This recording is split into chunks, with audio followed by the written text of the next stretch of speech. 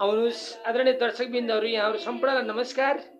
आउनुहोस् अब हामी कपालभाती प्राणायामको साधना गरौँ।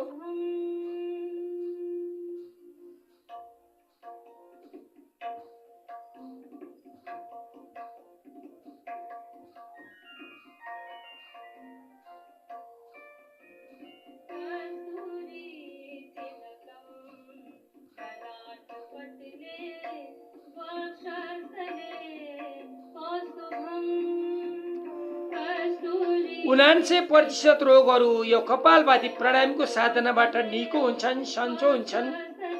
अत हामी यसलाई सुनेर होइन, व्यवहारमा कार्यान्वयन गर्नुपर्छ।